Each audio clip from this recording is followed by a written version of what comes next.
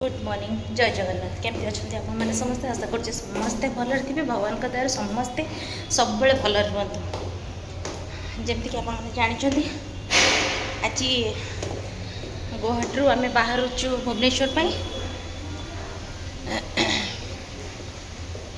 एबे just room छाड़ू room छाड़ी गाड़ी वेट करूँ गाड़ी आसले आम बाहर एयरपोर्ट पर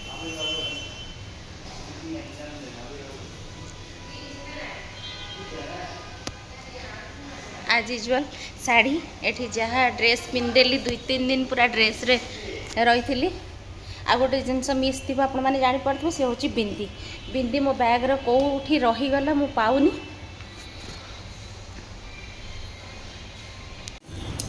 ठीक है बाय बाय बाय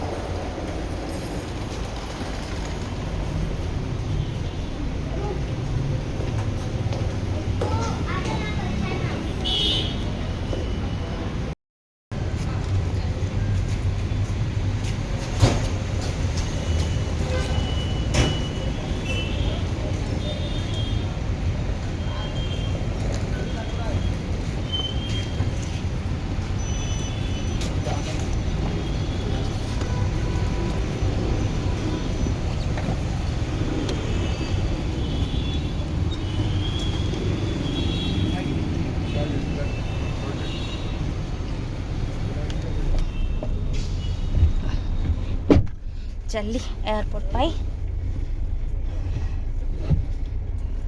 एयरपोर्ट रे आज बहुत गुड़ाई शॉपिंग अच्छी कौन अच्छी मुझे जानी बट देखी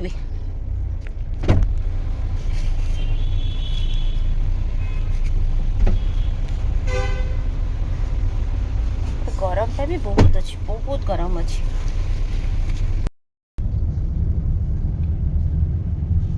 कितना 22 किलोमीटर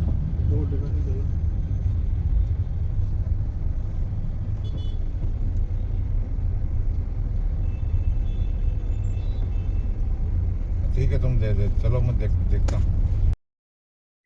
जेकोसी जगार आम था ना कहीं जिते से जगह हमको छाड़ा पड़े कौटि ना कौटे बहुत कष्ट हुए जमती कि से बुलवा जगह हो कि जहाँ भी हो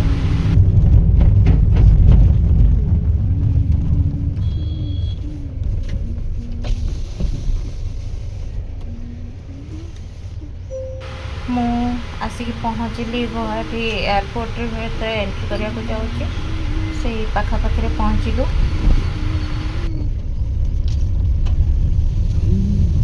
यहाँ से 3 किलोमीटर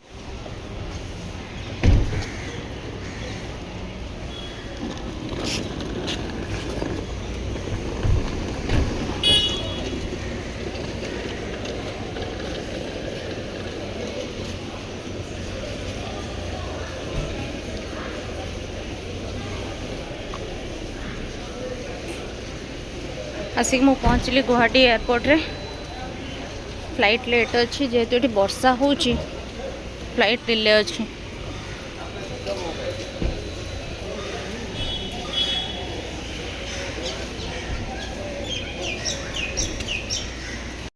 गोटे बिंदी थिला मते मिलीगला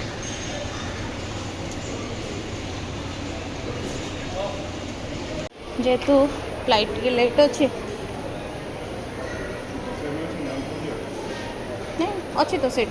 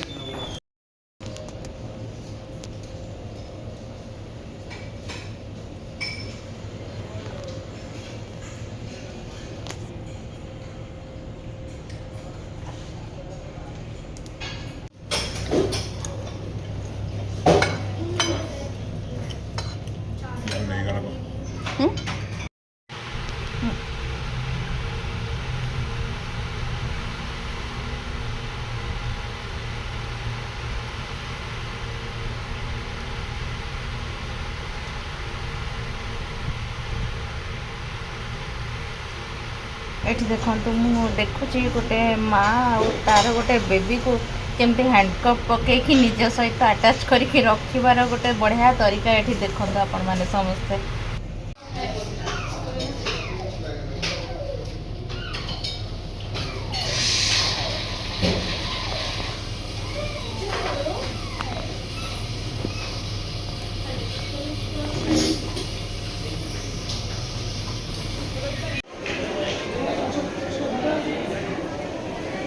ଆଚ୍ଛା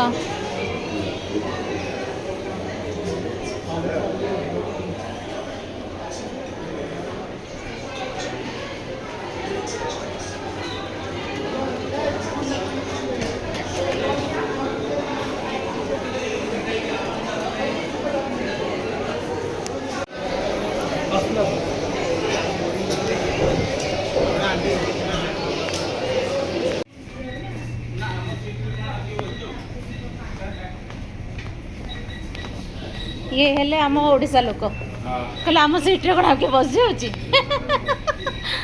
ବାସ୍।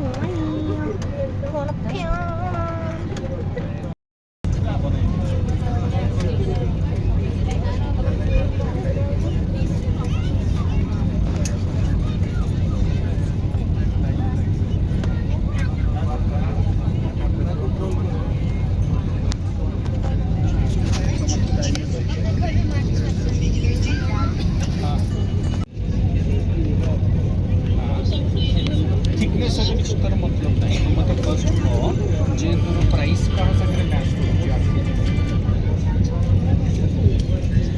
सुरक्षा सबसे महत्वपूर्ण है और हम आपसे अनुरोध करते हैं कि आप हमारे হবে হবে অক্সিজেন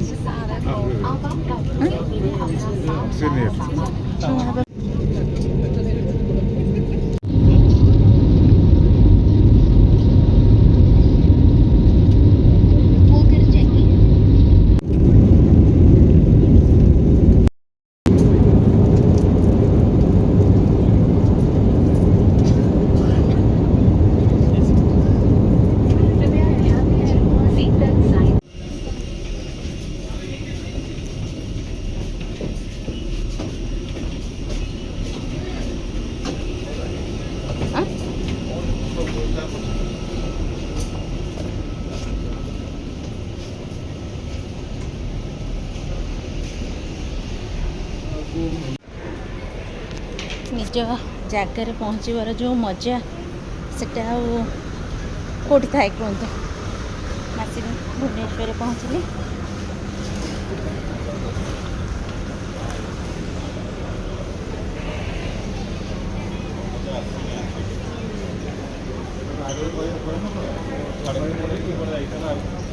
ଭୁବନେଶ୍ୱରରେ ପହଞ୍ଚିବାର ଯେଉଁ ମଜା, ନିଜ ଜାଗାରେ ନିଜ ଏରିଆରେ ନିଜ ସହରରେ ପହଞ୍ଚିବାର ଯେଉଁ ମଜା, ଯେଉଁ ଆନନ୍ଦ ଆଉ କିଛି ନଥାଏ।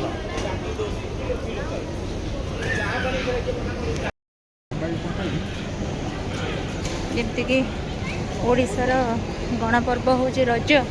ରଜରେ ସବୁ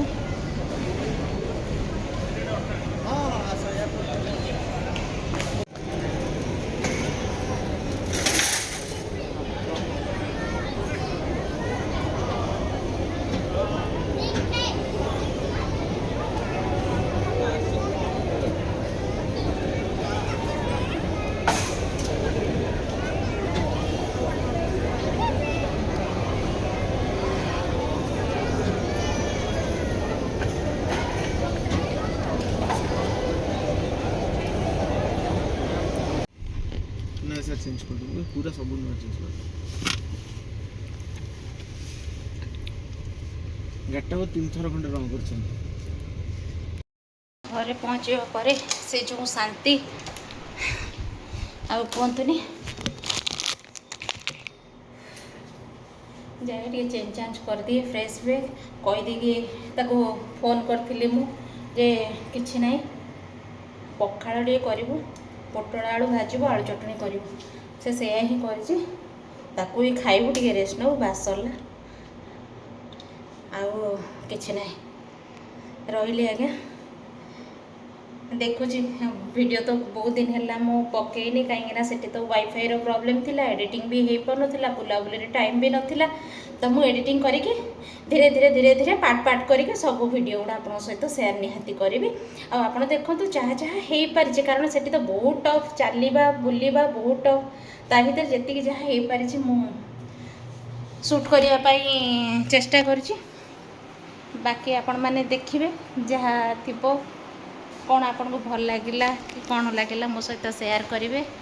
ଆଉ ସେଠି ତ ପ୍ରାୟ ଡ୍ରେସ୍ ହିଁ ପିନ୍ଧୁଥିଲି, ସାଲୱାର ହଉ ଡ୍ରେସ୍ ହଉ ପିନ୍ଧୁଥିଲି, କାହିଁକିନା ଶାଢ଼ୀରେ କମ୍ଫର୍ଟେବଲ୍ ନୁହେଁ। ମନ୍ଦିର ଯାଇଥିଲେ ଶାଢ଼ୀ ପିନ୍ଧିକି, ଆଉ ଯେଉଁ ଚଢ଼ା ଓହ୍ଲା କରିବାକୁ ପଡ଼ୁଥିଲା, ଯେଉଁ କେଭ୍ ଭିତରକୁ ଯିବାକୁ ପଡ଼ୁଥିଲା, ସେ ତ କମ୍ଫର୍ଟେବଲ୍ ଲାଗିବନି ଜମା ଶାଢ଼ୀରେ, କାରଣ ତଳ ଫଲ୍ ଓଦା ହେଇଯିବ, ଆଉ ସମ୍ଭାଳି ବି ହେବନି।